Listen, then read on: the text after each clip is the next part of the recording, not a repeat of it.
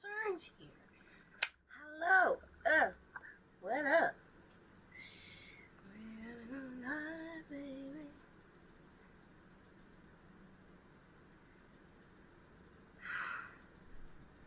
Hi. I feel like we need more light. It's early in the day. Let's try to get a little bit more light in the room. Okay. No natural light because the window's behind me, and that's not gonna work. It's too shiny out there. Hello.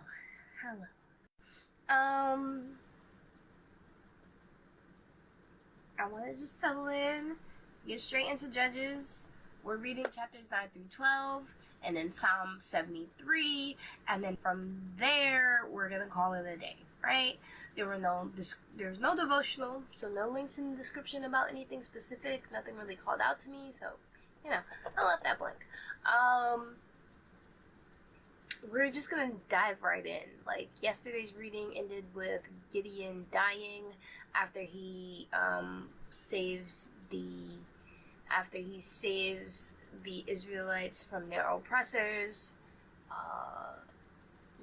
and then he repays his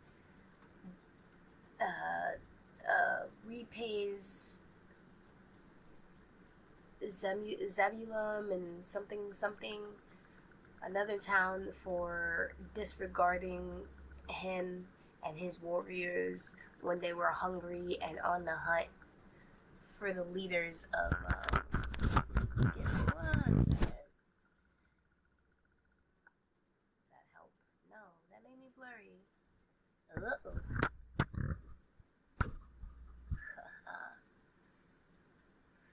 I forgot I just lotioned up, so I legit just I legit just put oil on the camera. Just polishing that. There we go.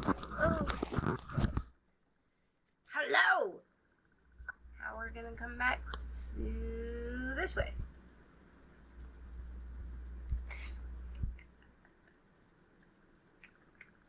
Life is real, y'all. Okay?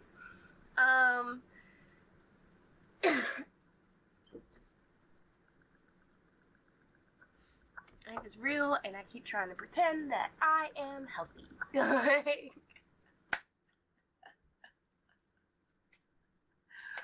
Woo!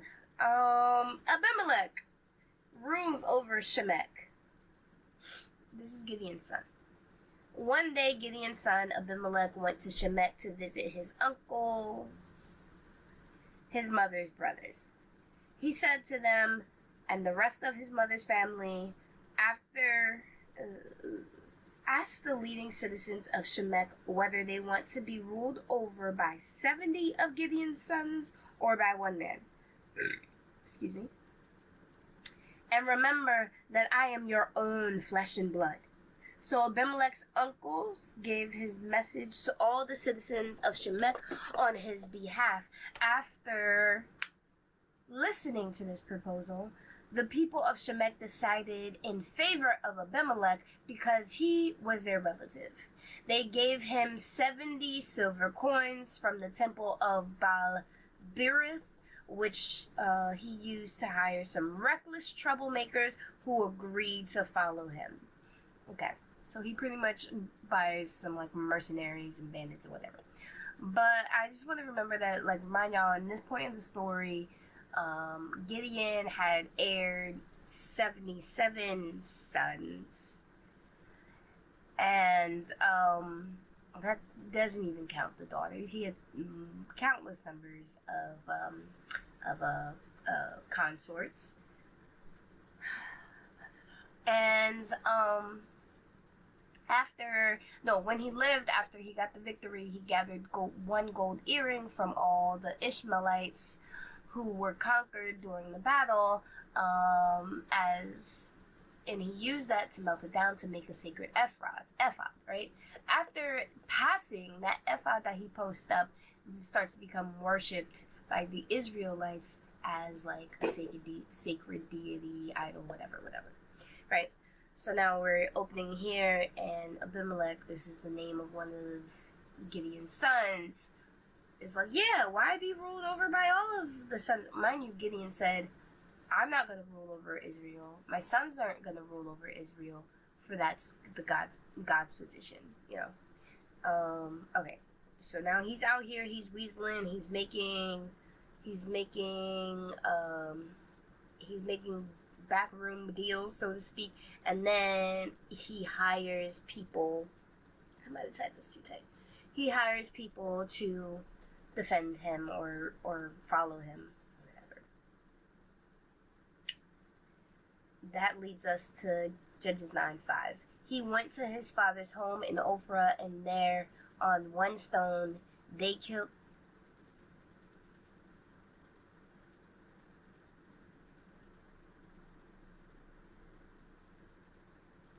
And there on one stone they killed all 70 of his brothers, his half-brothers, the sons of Gideon. But the youngest brother, Jotham, escaped and hid. Then all the leading citizens of Shemek and Beth Millo called a meeting under the oak beside the pillar at Shemek, and made Abimelech their king. Jotham's parable. When Jotham heard about this, he climbed to the top of Mount Gerizim, and shouted, "Listen to me, citizens of Shemek! Listen to me if you want God to listen to you. Once upon a time, the trees decided to choose a king. First, they said to the olive tree, 'Be our king.' But the olive tree refused, saying, 'Should I quit producing the olive oil that blesses both God and people just to wave back and forth over other trees?' Then they said to the fig tree, 'Be our king.' But the fig tree refused also, saying, 'Should I quit producing my sweet fruit just to wave back and forth over the trees?' Then they said to the grapevine, 'Be our king.' But the grapevine also refused, saying, 'Should I quit producing the wine that cheers both God and people just to wave back and forth over the trees?' Then all the trees finally turned to the thorn bush and said, 'Come, you be our king.' And the thorn bush replied to the trees, 'If you truly want to make me your king, come and take shelter in my shade. If not, let fire come out from me and devour the cedars of Lebanon.'" Jotham continued, "Now make sure you have acted honorably and in good faith by making Abimelech your king, and that you have done right by Gideon and all of his descendants. Have you treated him with the honor he deserves for all he accomplished? For he fought for you and risked his life when he rescued you from the Midianites. But today you have revolted against my father and his descendants, killing his 70 sons on one stone. And you have chosen his slave woman's son Abimelech to be your king just because he is your relative. If you have acted honorably and in good faith toward Gideon and his descendants today, then may you find joy in Abimelech, and may you find joy in you. But if you have not acted in good faith, then may fire come down from Abimelech and devour the leading citizens of Shemek and Beth Millo, and may the fire come out from the citizens of Shemek and Beth Millo and devour Abimelech." Then Jotham escaped and lived in Beer, because he was afraid of his brother Abimelech. Shechem rebels against Abimelech. After Abimelech ruled over Israel for 3 years, God sent a spirit that stirred up trouble between Abimelech and the leading citizens of Shemek, and they revolted. God was punishing Abimelech for murdering Gideon's 70 sons, and the citizens of Shemek for supporting him in this treachery of murdering his brothers. The citizens of Shemek set up an ambush for Abimelech on the hilltops and robbed everyone who passed that way, but someone warned Abimelech about their plot. One day Gal, son of Ebed, moved to Shechem with his brothers and gained the confidence of the leading citizens of Shemek. During the annual harvest festival at Shemek, held in the temple of the local god,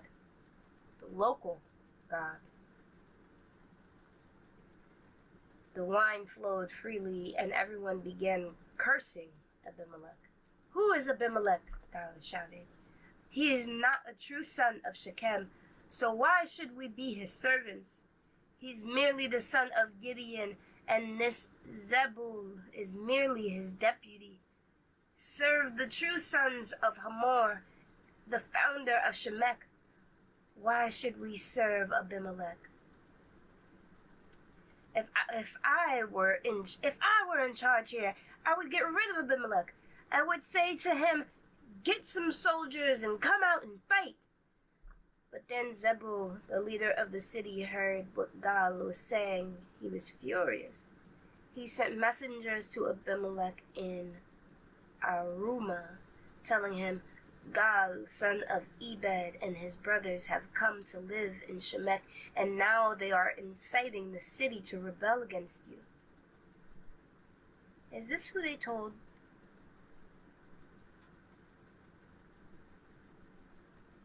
Zebul is merely his... Okay, so this is Abimelech's deputy telling him this is what's going on. Okay. "Come by night with an army and hide out in the fields. In the morning, as soon as it is daylight, attack the city. When Gal and those who are with him come out against you, you can do with them as you wish." So Abimelech and all his men went by night and split into 4 groups, stationing themselves around Shechem. Gal was standing at the city gates when Abimelech and his army came out of hiding.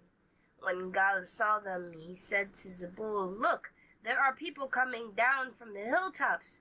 Zebul replied, "It's just the shadows on the hills that look like men." But again Gal said, "No, people are coming down from the hills, and another group is coming down the road past the diviner's oak."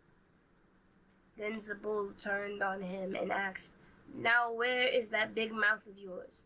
Wasn't it you that said, 'Who is Abimelech, and why should we be his servants?' The men you mocked are right outside the city. Go and fight them." So God led the leading citizens of Shemek into battle against Abimelech, but Abimelech chased him, and many of Shechem's men were wounded and fell along the road as they retreated to the city gate. Abimelech returned to Arumah, and Zebul drove Gal and his brothers out of Shechem. The next day the people of Shechem went out into the fields of battle. When Abimelech heard about it, he divided his men into 3 groups and set an ambush in the fields. When Abimelech saw the people coming out of the city, he and his men jumped up from their hiding places and attacked them. Abimelech and his group stormed the city gate to keep the men of Shechem from getting back in, while Abimelech's other 2 groups cut them down in the fields. The battle went on all day before Abimelech finally captured the city. He killed the people, leveled the city, and scattered salt all over the ground. When the leading citizens who lived in the tower of Shechem heard what had happened, they ran and hid in the temple of Baal-berith.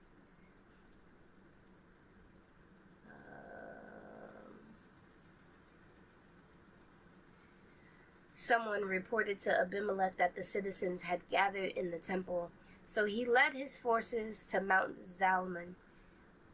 He took an axe and chopped down some branches from a tree, and then he put it on his shoulder. "Quick, do as I have done," he told his men. So each of them cut down some branches, following Abimelech's example. They piled the branches against the walls of the temple and set them on fire. So all the people who lived in the tower of Shemek died, about 1,000 men and women. Then Abimelech attacked the town of Thezbah. and captured it. But there was a strong tower inside the town, and all the men and women, the entire population, fled to it. They barricaded themselves in and climbed up to the roof of the tower. Abimelech followed them to attack the tower, but as he prepared to set fire to the entrance, a woman on the roof dropped a millstone and that landed on Abimelech's head and crushed his skull. He quickly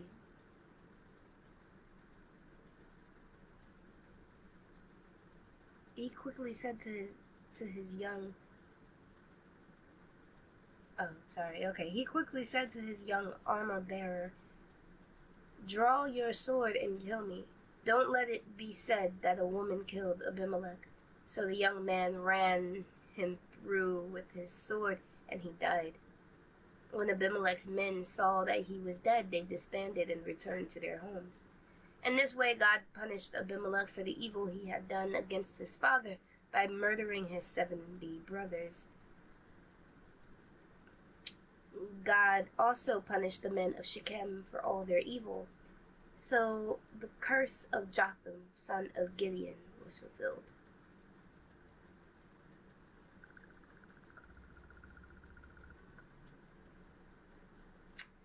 It's so incredibly unfortunate.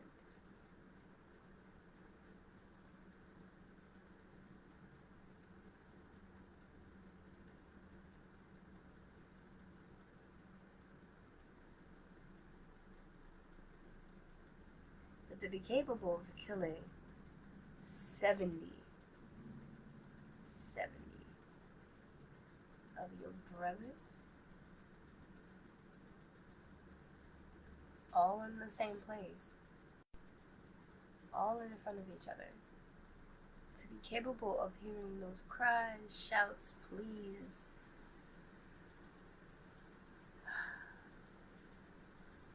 what kind of soul are you?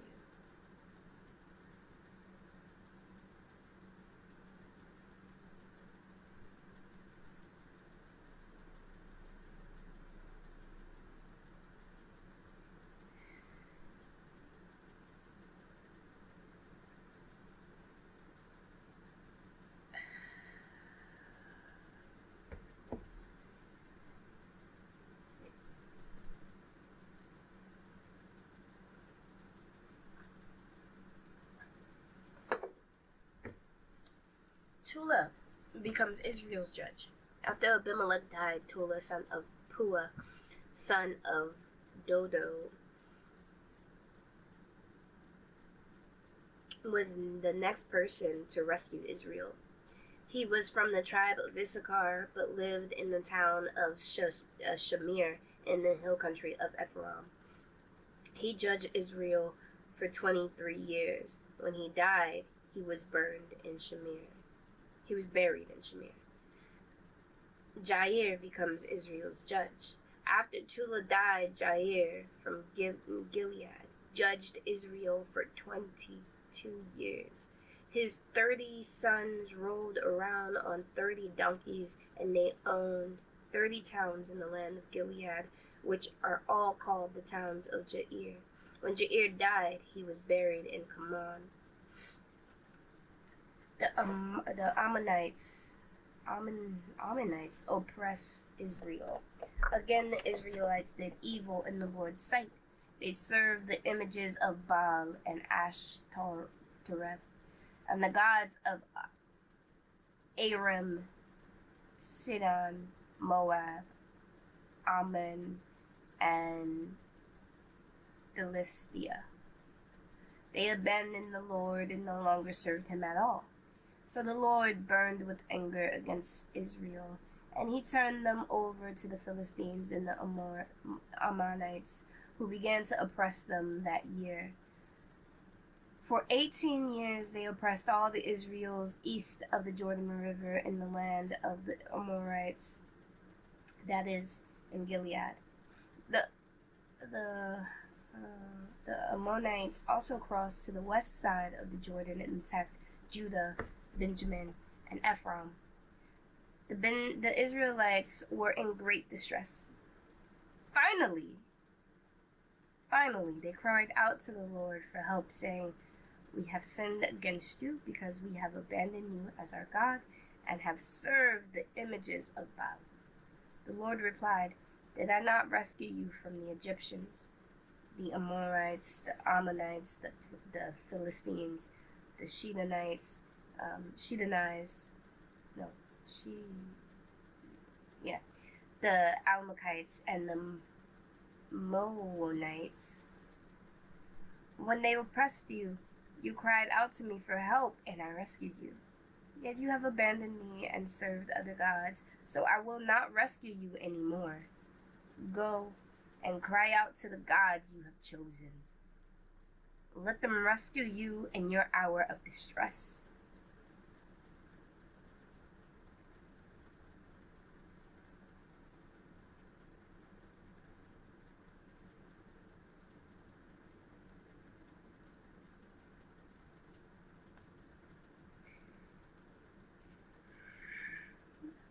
But the Israelites pleaded with the Lord and said, "We have sinned.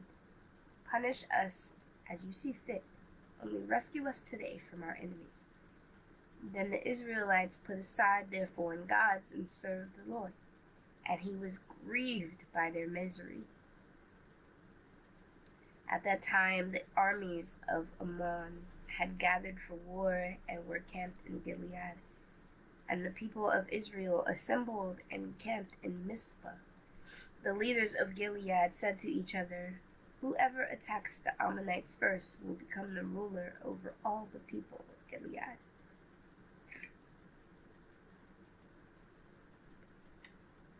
Jephthah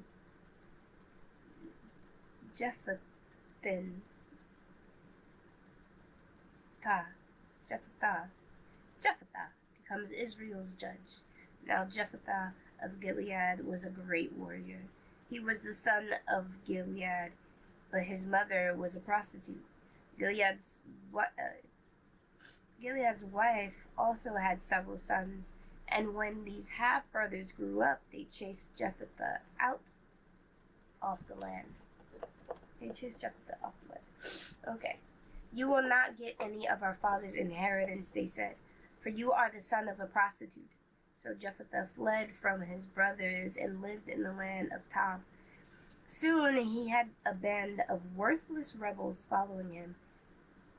At about this time, the Ammonites began their war against Israel. When the Ammonites attacked, the elders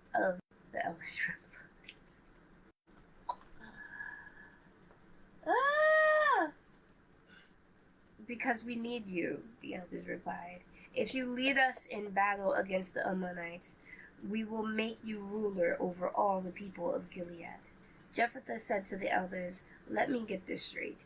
If I come with you, and if the Lord gives me victory over the Ammonites, will you really make me the ruler over all the people?" "The Lord is our witness," the elders replied. "We promise to do whatever you say." So Jephthah went with the elders of Gilead, and the people made him their ruler and commander of the army. At Mizpah, in the presence of the Lord, Jephthah repeated what he had said to the elders. Then Jephthah sent messages to the king of Ammon, asking, "Why have you come out to fight against my land?" The king of Ammon answered Jephthah's messengers, when the Israelites came out of Egypt, they stole my land from the Arnon River to the Jabbok River and all the way to the Jordan. Now then, give back the land peaceably." Jephthah sent this message back to the Ammonite king. This is what Jephthah says: "Israel did not steal any land from Moab or Ammon. When the people of Israel arrived at Kadesh on their journey from Egypt after crossing the Red Sea, they sent messengers to the king of Edom asking for permission to pass through his land. But their request was denied. When they asked the king of Moab for similar permissions, but he wouldn't Then they asked the king of Moab for similar permissions, but he wouldn't let them pass through either. So the people of Israel stayed in Kadesh. Finally, they went around Edom and Moab through the wilderness. They traveled along Moab's eastern border and camped on the other side of the Arnon River. But they never once crossed the Arnon River into Moab, for the Arnon was the border of Moab. Then Israel sent messengers to King Sihon of the Amorites, who ruled over Heshbon, asking permission to cross through his land to get to their destination. But King Sihon didn't trust Israel to pass through his land. Instead, he mobilized his army at Jaza and attacked them. But the Lord, the God of Israel, gave his people victory over King Sihon. So Israel took control of all the land of the Amorites who lived in that region, from the Arnon River to the Jabbok River, and from the eastern wilderness to the Jordan. I love how they're sending a messenger back and forth to this leader of a commanding army, right? This messenger is a person, right? They're sending this person back and forth, and all this person is doing is giving him history lessons. No, we didn't steal your land. This is what happened. Here's the history. So, you see, it was the Lord, the God of Israel, who took away the land from the Amorites and gave it to Israel. Why, then, should we give it back to you? You keep whatever your God Sheshmash gives you, and we'll keep whatever the Lord our God gives us. Are you any better than Balak, son of Zippor, king of Moab? Did he try to make a case against Israel for disputed land? Did he go to war against them? Israel has been living here for 300 years, inhabiting Heshbon and its surrounding settlements, all the way to Aroer and its settlements, and in all the towns along the Arnon River. Why have you made no effort to recover it before now? Therefore, I have not sinned against you. Rather, you have wronged me by attacking me. Let the Lord, who is judge, decide today which of us is right, Israel or Ammon. But the king of Ammon paid no attention to Jephthah's message.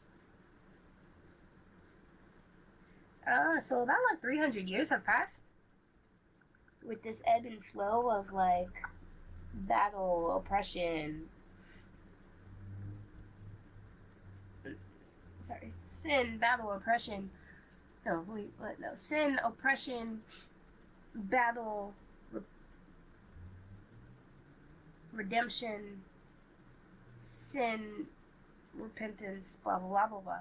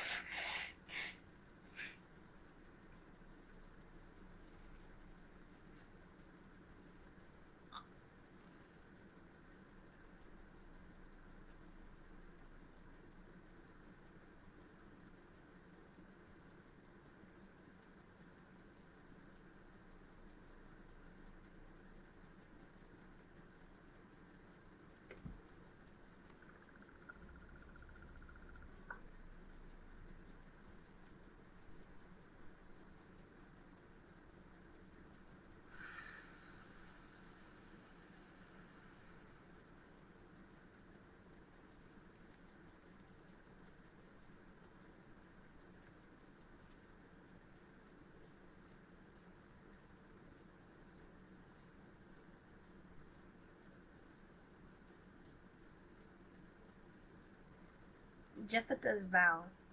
This is Judges 11:29. At the time the Spirit of the Lord came upon Jephthah, and he went throughout the land of Gilead and Manasseh, including Mizpah and Gilead. And from there he led an army against the Ammonites. And Jephthah made a vow to the Lord. He said, "If you give me victory over the Ammonites, I will give to the Lord whatever comes out of my house to meet me when I return in triumph. I will sacrifice it as a burnt offering." I'm sorry, what? Whatever? whatever comes out of your house to meet you,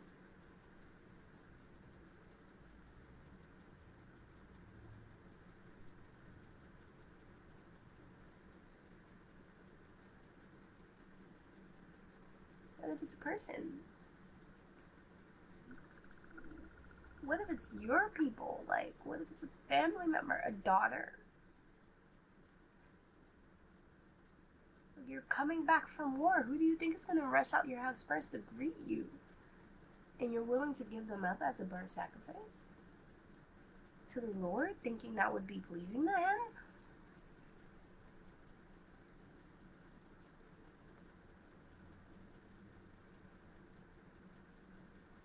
It's mind-boggling to me because, like, these are people that, like, God is calling upon to lead Israel out of whatever oppression, whatever the situation is for them. They're out of their current conflicts. But the people He's calling don't truly understand His character and His desires and His, like, it's not like these were the people in Israel who were the closest to God, who understood God through the years, cultivated a heart of God. They're not the best kind of people, you know?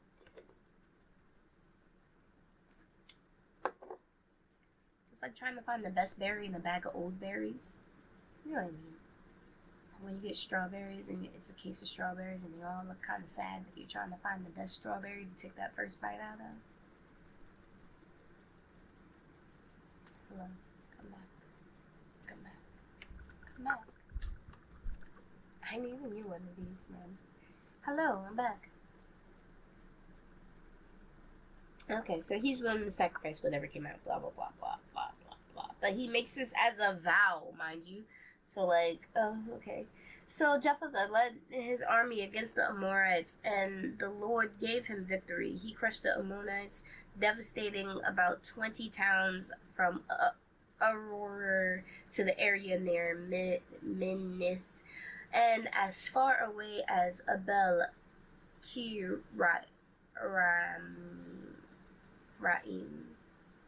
Ramim. In this way, Israel defeated the Ammonites. When Jephthah returned home to Mizpah, his daughter came out to me.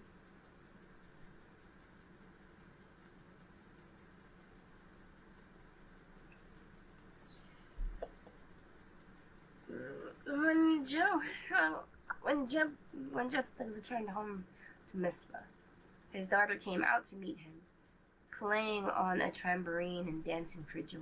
She was his one and only child. He had no other sons or daughters. When he saw her, he tore his clothes in anguish. "My daughter," he cried out, "you have completely destroyed me. You have brought disaster on me, for I made a vow to the Lord and I cannot take it back." And she said, "Father, if you had made a vow to the Lord, you must do to me what you have vowed. For the Lord has given you a great victory over your enemies, the Ammonites. But first, let me do this one thing. Let me go up and roam the hills and weep with my friends for 2 months, because I will die a virgin. You may go." I feel like that's the equivalent of saying I will die young in that day and age. You know, I will die young. Anyway, "You may go," Jephthah said. And he sent her away for 2 months. She and her friends went into the hills and wept because she would never have children. Okay. I see that. When she returned home, her father kept the vow he made, and she died a virgin. So it has become a custom in Israel for young Israelite women to go away for 4 days each year to lament the fate of Jephthah's daughter.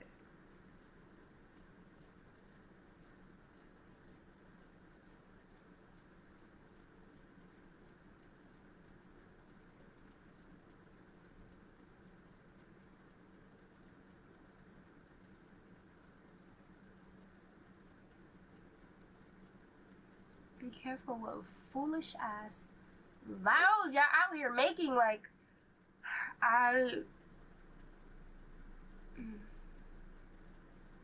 what did you expect was going to be the first thing that come out to greet you? Like, out of your home, nonetheless. So you knew it was close to your heart. What did you expect was going to be the first thing that came out of your home to greet you? Oh my gosh. And do you really think the victory that God gave you over the Ammonites was a victory you earned through that vow? Oh my gosh. You made the vow, now you gotta keep it. You either die because you didn't keep that vow, or you kill your daughter. Which one would you do? Oh my gosh.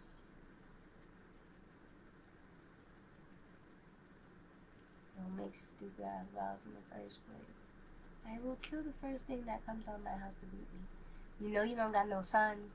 You know you only got one child, one daughter and a wife, presumably the person who created that daughter, and that's it.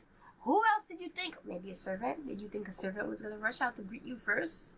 Like, you returning home? Oh my gosh, I could rail against this all day. And it wasn't even pleasing to the Lord.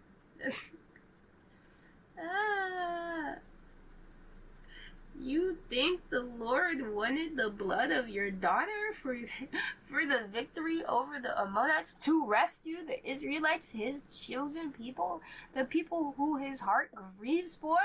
Wow.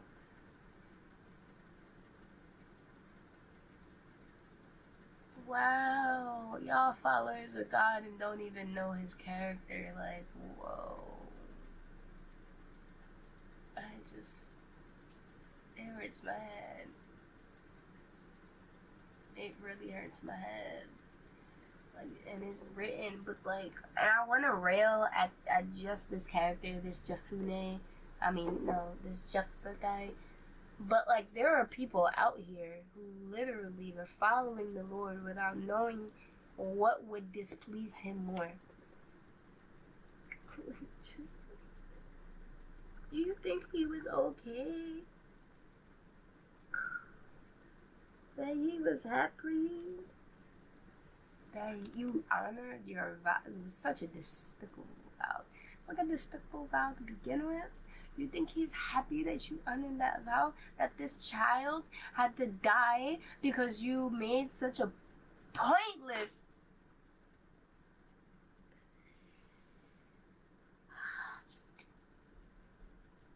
Yo, today's reading, man, is messing with my head, bro. Like, okay, alright. Next judge. Moving on. Ephraim fights with Jephunneh. It's not Jephunneh, sorry. Jephthah. Then the people of Ephraim mobilized an army and crossed over the Jordan River to Saphon.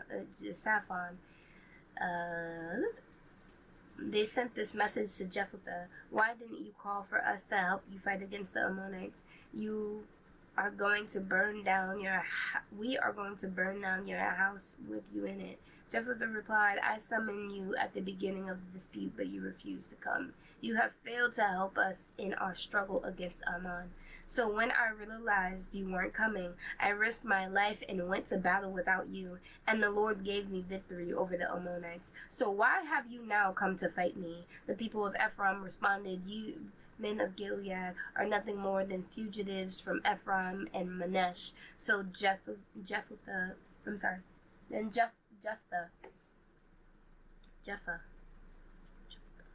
I don't know, or gathered all the men of Gilead and attacked the men of Ephraim and defeated them. Jephthah captured the shallow crossing of the Jordan River and whenever a fugitive from Ephraim tried to go back across, the men of Gilead would challenge him. Are you a member of the tribe of Ephraim? They would ask. If the men said, no, I'm not, they would tell him to say, Shihboleth?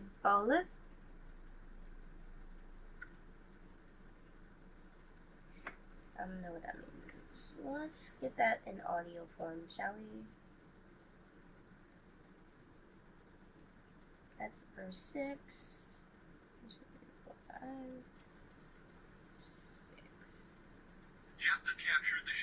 crossings of the Jordan River, and whenever a fugitive from Ephraim tried to go back across, the men of Gilead would challenge him. Are you a member of the tribe of Ephraim? They would ask. If the man said, no, I'm not, they would tell him to say, Shibboleth. If he was from Ephraim, he would say, Shibboleth. Okay. So that's the challenge. If he was from Ephraim, he would say Shibboleth because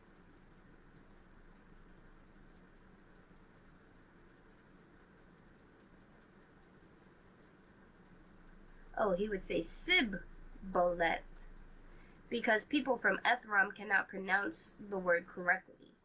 Then they would take him and kill him at the shallow crossing of the Jordan. In all, 42,000 Ephraimites were killed at the time. Jephthah judged Israel for 6 years. When he died, he was buried in one of the towns of Gilead. Isban becomes Israel's judge. After Jephthah died, Isban from Bethlehem judged Israel. He had 30 sons and 30 daughters. He sent his daughters to marry men outside of his clan, and he brought in 30 young women from outside his clan to marry his sons. Isban judged Israel for 7 years. When he died, he was buried in Bethlehem. Elon becomes Israel's judge. After Isban died, Elon became from the tribe of Zebulun, judged Israel for 10 years. When he died, he was buried at Aijalon in Zebulun. Abdon becomes Israel's judge. After Elon died, Abdon, son of Hillel from Pirathon, judged Israel. He had 40 sons and 30 grandsons who rode on 70 donkeys. He judged Israel for 8 years. When he died, he was buried in Pirathon in Ephraim, in the hill country of the Amalekites.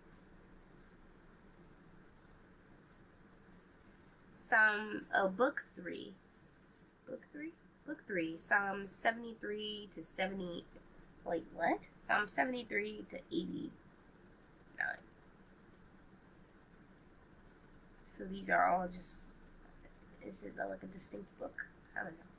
A Psalm of Ashpa. Truly God is good to Israel, to those whose heart are pure. But as for me, I almost lost my footing. My feet were slipping and I was almost gone. For I envied the proud when I saw them prosper despite their wickedness. They seem to live such painless lives. Their bodies are so healthy and strong. They don't have troubles like other people. They're not plagued with problems like everyone else. They wear pride like a jeweled necklace and clothe themselves with cruelty. These fat cats have everything their hearts have ever wished for. They scoff and speak only evil. In their pride they seek to crush others. They boast against the very heavens, and their words strut throughout the earth. And so the people are dismayed and confused, drinking in all their words. What does God know? They ask. Does the Most High even know what's happening? Look at these wicked people, enjoying a life of ease while their riches multiply. Did I keep my heart pure for nothing? Did I keep myself innocent for no reason? I get nothing but trouble all day long. Every morning brings me pain. If I had really spoken this way to others, I would have been a traitor to your people. So I tried to understand why the wicked prosper, but what a difficult task it is. Then I went into your sanctuary, O God, and I finally understood the destiny of the wicked. Truly, you put them on a slippery path and send them sliding over the cliff to destruction. In an instant they are destroyed, completely swept away by terrors.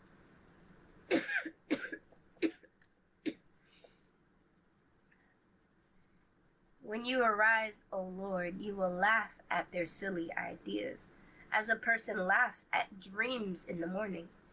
Then I realized that my heart was bitter, and I was all torn up inside. I was so foolish and arrogant. Wow. I was so foolish and ignorant. I must have seemed like a senseless animal to you. Yet I still belong to you. You hold my right hand. You guide me with your counsel. Lead me to a glorious destiny. Whom have I in heaven but you? I desire you more than anything on earth. My health may fail, and my spirit may grow weak, but God remains the strength of my heart. He is mine forever. Those who desert him will perish, for you destroy those who abandon you. But as for me, how good is it to be near God? I have made the sovereign Lord my shelter, and I will tell everyone about the wonderful things you do. This sounds like me right now. Like, yo, for real? Like, you know when you be looking over and they're just living a good life, man. They're just living that good life. That like money flows easy, food is fancy, and eating meals without worries and cares about where the next one's coming from. You know, like, not even eating meals or worries without worry about the price tag of that meal. Oh, buying clothes that make no damn sense. Just having the quote-unquote best time of their lives in wickedness. And you're looking over there like, yo, why? Like, why? Why are you living such good over there and I'm over here like struggling?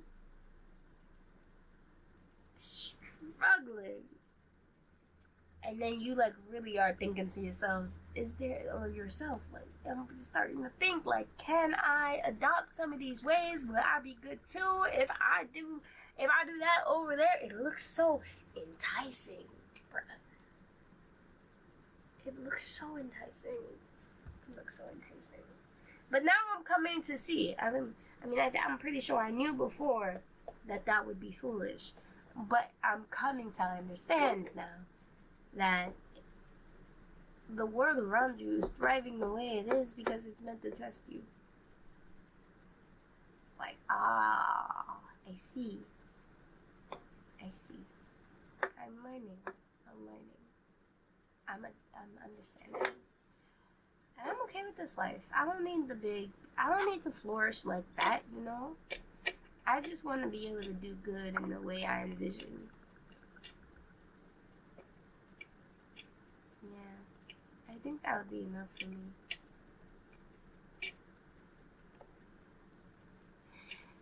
Anyway, y'all, thank you for coming along for the ride through Judges and all of their nonsense, because that was a lot of nonsense. It really was, man. Just like Israel's nonsense and then the individual judges' nonsense, it was just like, bruh. And Ephraim's always like, why didn't you call us to fight? We would have fought with you, but they only say that like after the battle's won. If you would have fought with them, I'm sure there was a call to arms. Like, why didn't you pick up your arms then? Why didn't you go find them when they were off at the battlefield? Why didn't you put yourself in the know so you could have known when to get ready for battle if you really wanted to fight that hard? You telling me you didn't know the town was going to war? Is that what you're telling me? Why didn't you include us? It's over now. So what? Now you're going to pick up your arms and fight against me? Thinking what? Thinking that I just won the battle against our oppressors with the Lord on my side, and then you are going to come defeat me and take the place? Like, come on. If you're going to come at me, come correct, but then don't come being all hypocritical, like, oh, we're upset because you didn't call us out to fight with you, blah, blah, blah. I called you. You didn't come. So I had to prepare myself for you not being there. And that's right. But don't come after me after I've won the victory. You know, like, Ephraim's a mess, bro. Israel at this point. Israel's a mess. Because all they're doing, every time God lifts up a judge, all they're doing is like falling into some sort of oppression that makes them plead with the Lord to rescue them again. It's like they don't know how to rescue themselves. They don't know how to keep themselves whole and holy. So they keep pleading to God to rescue them from these situations that they themselves crawl into. It's just, they're a mess, man. They're a mess. God, I feel for you. I feel for you. And killing that many of your half brothers, and then to go sacrifice your daughter. Oh my God. All of it is so trash right now. Like, but God's still here, raising up judges, trying to fight for them, trying to rescue them from their own rebellion.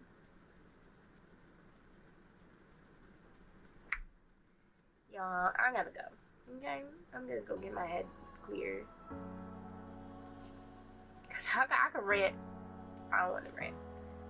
So I'm leaving. Bye-bye.